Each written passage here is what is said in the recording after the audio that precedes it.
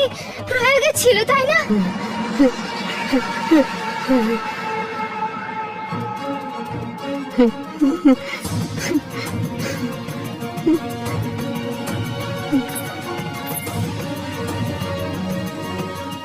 আমার ভাই প্রয়াগতে জাদু শিখতো, তাই না?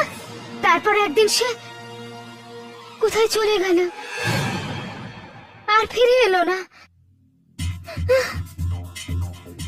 তুমি প্রয়াগকে চেনো না?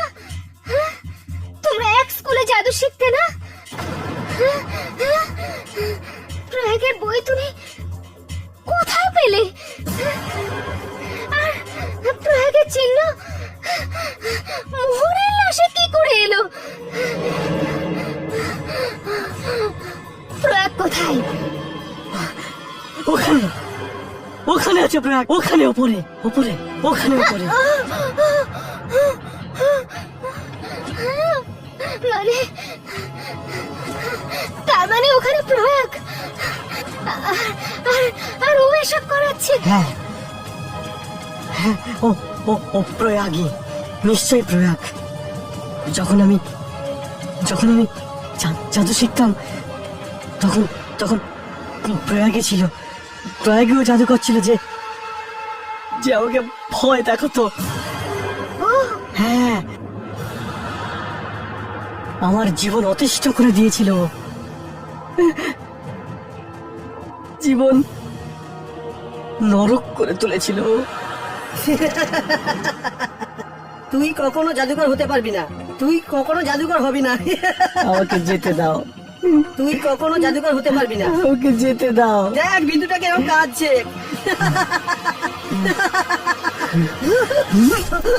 আরে কি হলো প্রয়াগ? এই কি প্রয়াগ? প্রয়াগ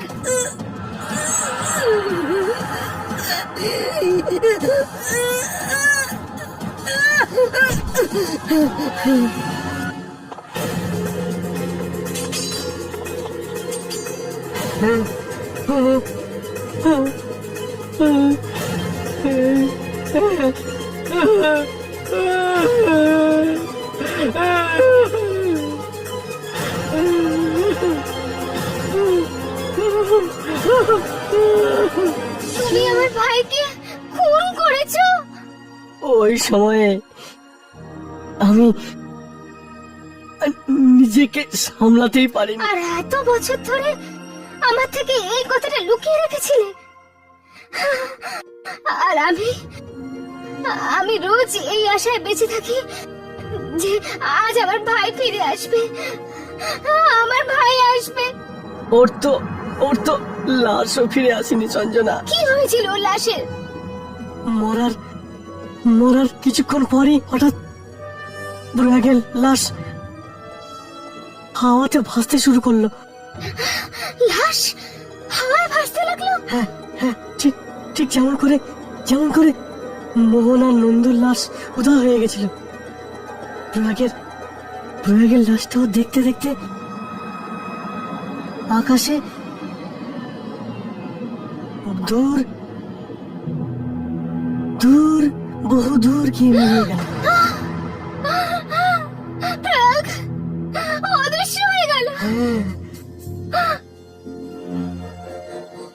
প্রয়াগের জাদু ও মারা যাওয়ার পরেও বেঁচে ছিল, আর এখনো ওর জাদু চলছে। আর এখনো প্রতিশোধ দিচ্ছে। তাই তো মোহনের লাশে ওই চিহ্নটা ছিল। ওটা প্রয়াগের চিহ্ন। 5 বছর পর মোহন ফিরে এলো, আর তাও আবার প্রয়াগের চিহ্ন মাথায় নিয়ে ফিরে এলো। হ্যাঁ, এর মানে হয়েছে প্রয়াগ ওখানে কোথাও আছে। প্রয়াগ আছে ওখানে। হ্যাঁ আছে।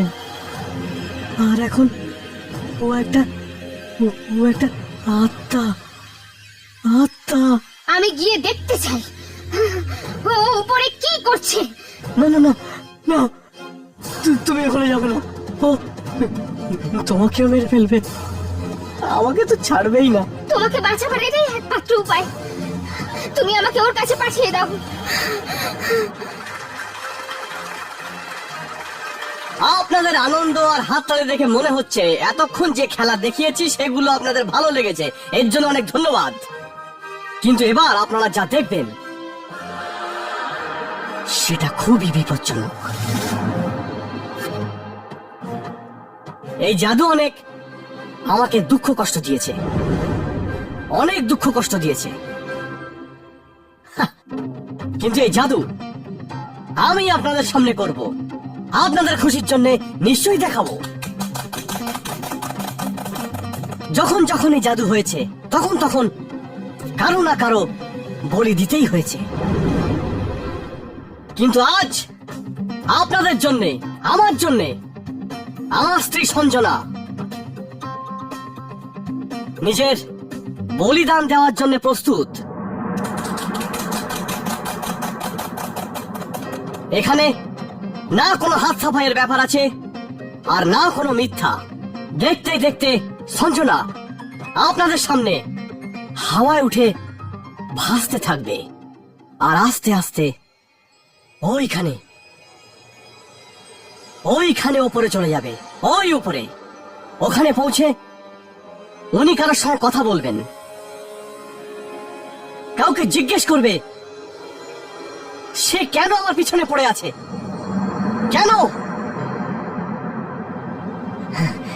সঞ্জনা